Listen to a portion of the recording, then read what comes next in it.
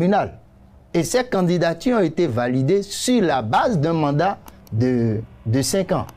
Et on se réveille, le samedi matin, on se rend compte que le mandat sera désormais de 7 ans.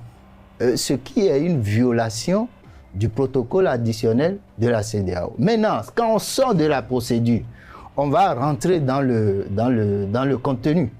Et dans le contenu, on se rend compte également que les députés n'ont pas fait le travail avec compétence. Et à ce niveau, la première observation qu'il faut faire, c'est qu'il y a des dispositions qu'on appelle en droit constitutionnel les dispositions supraconstitutionnelles. C'est-à-dire que la Constitution a déterminé des limites pour la révision. Il y a des aspects qu'on ne peut pas toucher quand on veut réviser la Constitution. Est-ce qu'ils ont été touchés? Bien sûr, ces aspects ont été touchés. La forme républicaine?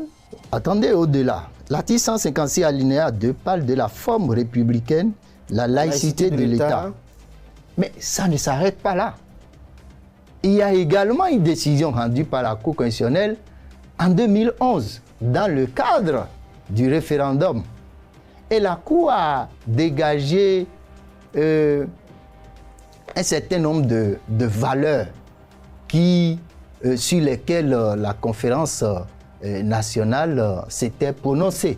Et au nombre de ces valeurs, selon la Cour, il y a le mandat de 5 ans renouvelable une seule fois.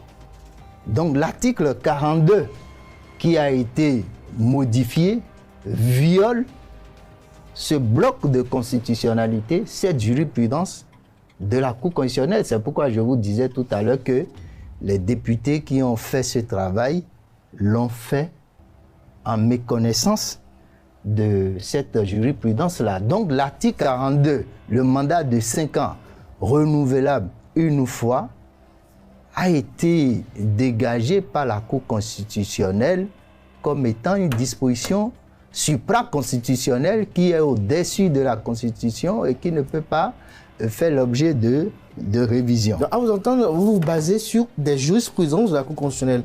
Mais est-ce que les parlementaires qui sont quand même des constituants dérivés, est-ce qu'ils ne peuvent pas prendre l'initiative de réviser cette constitution puisqu'ils représentent le peuple au Parlement? Mais on ne leur dénie pas le droit de prendre l'initiative. Ils ont le droit. Oui, ils ont le droit parce que la Constitution permet la révision par une proposition de loi. Tout à fait. Mais dans le travail, il faut respecter la procédure. Il faut respecter les limites qui ont été dégagées par la Constitution du point de vue matériel. Je vous ai dit que mais est-ce que le quand peuple on prend la Constitution, franchir ces limites-là, lorsque le peuple lui-même est vraiment respecté, est-ce qu'il ne peut pas franchir ces limites-là? Mais c'est là où se pose un autre problème. Lequel? C'est que la souveraineté appartient au peuple. Et quand vous prenez l'article 3 de la Constitution, il est dit que la souveraineté nationale appartient au peuple. Et comment est-ce que le peuple exerce cette souveraineté? Et le peuple l'exerce à travers l'élection de ses représentants et le référendum.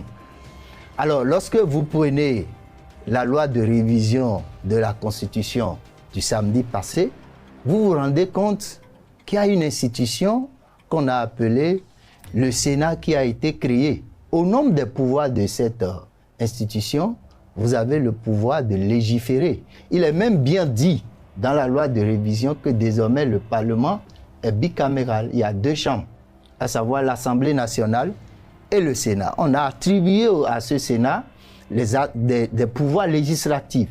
Il intervient dans la procédure législative. Alors, la souveraineté appartient au peuple et le peuple l'exprime à travers ses élus. C'est le peuple qui a élu les députés. Et les députés ont pour rôle de voter la loi et de contrôler l'action du gouvernement. Mais les membres de ce Sénat-là ne sont pas élus, alors que certains sont élus et interviennent dans le pouvoir législatif, d'autres ne le sont pas. Il y a rupture de légalité, de légitimité. Et donc cette rupture de légalité, de légitimité est une atteinte grave à la souveraineté du peuple.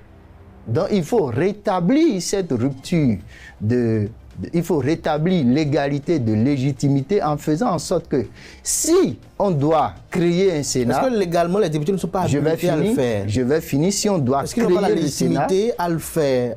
Non. Si on doit créer le Sénat, il va falloir que les membres de ce Sénat soient élus. Et c'est ça ce que cela veut dire. Est-ce que la Constitution avait déjà parlé? Vous avez suivi par exemple aussi le professeur Théodore Ollot qui avait dit qu'une telle institution également avait été... Mais ça a été rejeté par le peuple. Il a dit. Je l'ai suivi, il a dit ça a été rejeté en 90.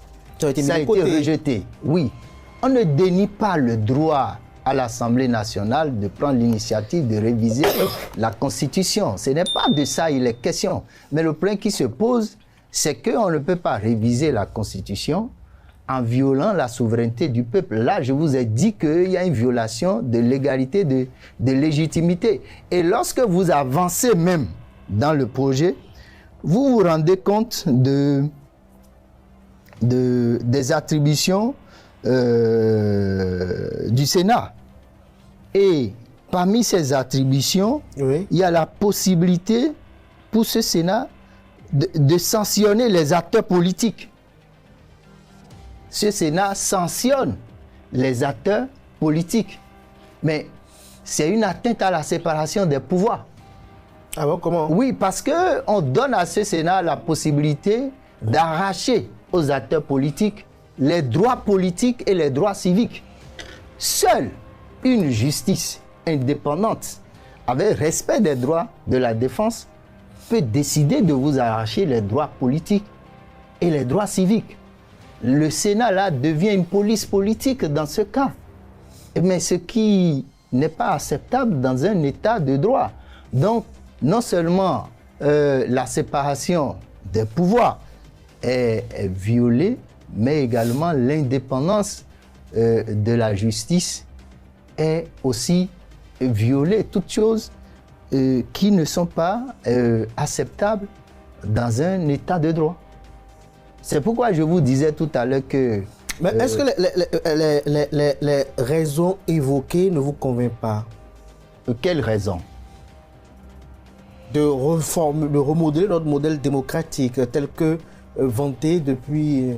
Mais je vous ai lu 2018. Je vous ai lu tout à l'heure l'article 4. Le peuple exerce sa souveraineté par ses représentants élus et par voie de référendum. Alors, comment voulez-vous que le peuple qui a élu les députés, le peuple qui a adopté la Constitution du 11 décembre 1990 et a donné aux députés le pouvoir législatif... De la réviser? Non, le pouvoir législatif d'abord, de voter les lois et de contrôler l'action gouvernementale. Comment voulez-vous qu'on crée une institution qui arrache à ceux que le peuple a élus une partie de leur pouvoir, alors que ceux qui vont animer cette institution-là ne sont pas élus par ce peuple? C'est là où se pose le problème. Les présidents de la République sont élus. Mais le président de la République, il est élu. Mais à la fin de son mandat, il n'est plus élu. Il n'est plus élu. Les anciens présidents ne sont plus élus. À la fin de leur mandat, c'est terminé. Est-ce que les présidents les anciens présidents de la Cour constitutionnelle restent élus? À vous entendre, ce qui constitue la maldonne, selon vous, c'est le fait que les membres de ce Sénat-là ne soient pas élus. Sinon, pour vous, l'institution ne vous dérange pas? L'institution peut être créée. Mais si l'institution doit être créée et arracher à l'Assemblée nationale une partie de son pouvoir, tel que c'est fait là, il faut donner au peuple la possibilité de se prononcer sur sa création. Mais c'est de ça qu'il est question, ce qu'on appelle le parallélisme des formes. À défaut de le faire, il faut respecter le consensus national et le droit à l'information. C'est-à-dire que, citoyen que vous êtes, vous avez le droit de savoir ce qui est dans la proposition de loi de révision de la Constitution. Pourquoi? Parce que la Constitution, et c'est ce que c'est ce que la Cour africaine des droits de l'homme a dit en 2021, en 2020 plutôt. Selon la Cour africaine des droits de l'homme et des peuples, en révisant la Constitution du 11 décembre 1990 en 2019, sans respecter le consensus national, le droit à l'information, il y a une atteinte grave à la paix et au développement économique, social et culturel. Toutes choses qu'on recherche aujourd'hui en nous justifiant cette révision. Pourquoi? Parce que la Constitution, c'est un pacte social. C'est le pacte social obtenu à la conférence nationale. Nous avons décidé de nous mettre ensemble pour que nous puissions construire une nation. Alors, lorsque ce pacte social est rompu, il y a une menace à la paix et au développement social, économique et culturel.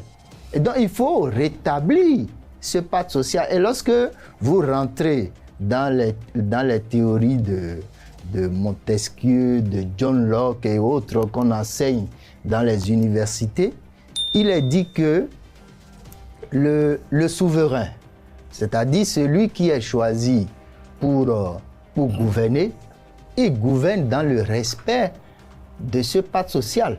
C'est la raison pour laquelle le président de la République, il prête serment. Et quand il prête